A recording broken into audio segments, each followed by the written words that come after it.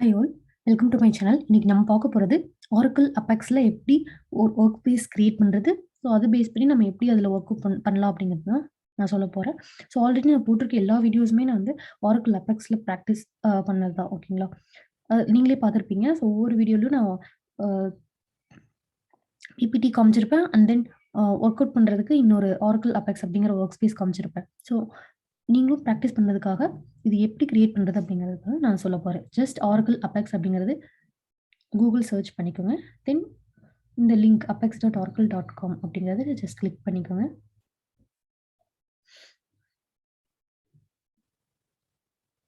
Okay, get started for free அப்படிங்கிறத click பண்ணுங்க.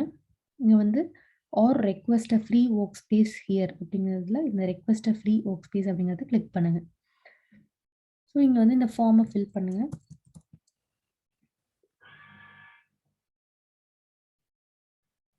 இந்த ஒர்க் ஸ்பேஸ் நேம் அப்படிங்கிறது first name, last name and email, எந்த இமெயிலோ அதை கொடுத்துக்கோங்க. ஒர்க் ஸ்பேஸ் நேம் அப்படிங்கிறது அது வந்து யூனிக்காக இருக்கணும். ஸோ ஆல்ரெடி அவங்க டிபியில் இல்லாததாக இருக்கணும். அதனால யூனிக்காக நீங்கள் ஏதாவது கொடுத்துக்கோங்க.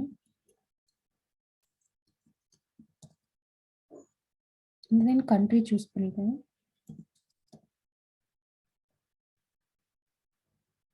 தென் யூசேஜ் வந்து பர்சனலாக ஆர்கனைசேஷன் அப்படிங்கிறத சூஸ் பண்ணிக்கோங்க. Then click in yes. Next just survey மாதிரி ஒரு new to Oracle Apex yes or no அப்படிங்கிறது கொடுத்துக்கோங்க. Do you plan to use this work space for university class or training? No. Next, எதுக்காக உங்களுக்கு இந்த service வேணும்? எனக்கு வந்து ப்ராக்டிஸ் பண்ணுறதுக்காக வேணும் அப்படிங்கிறத நீங்கள் மென்ஷன் பண்ணலாம். For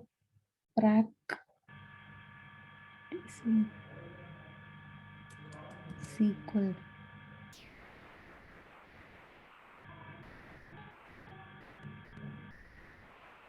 next terms and condition சொல்லியிருப்பாங்க. ரீட் பண்ணதுன்னா ரீட் பண்ணுங்கள், இல்லைனா ஜஸ்ட் அக்செப்ட் த டேர்ம்ஸ் அப்படின்னு கிளிக் பண்ணிக்கோங்க. இதுதான் கரெக்டாக SQL தமிழ் எல்லாமே செக் பண்ணிட்டு சப்மிட் ரெக்வெஸ்ட் கொடுங்க. Okay, workspace requested. You will receive an email to activate your workspace once this request has been approved. So நம்ம கொடுத்த ரெக்வஸ்ட் வந்து அவங்க அப்ரூவ் பண்ணிட்டாங்க அப்படின்னா நம்ம சொன்ன இமெயில் ஐடிக்கு ஒரு லிங்க் வரும். அந்த லிங்க் பேஸ் பண்ணி நம்ம லாகின் பண்ணிக்கலாம். ஓகேங்களா? 1 செகண்ட்.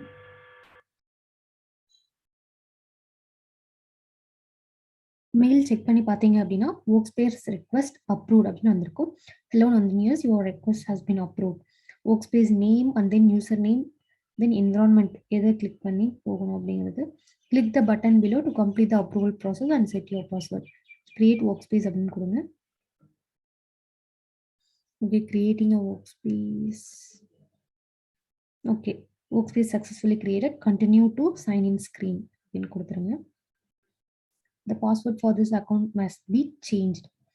ஜஸ்ட் உங்களுக்கு என்ன பாஸ்வேர்டோ அதை கொடுத்துக்கோங்க.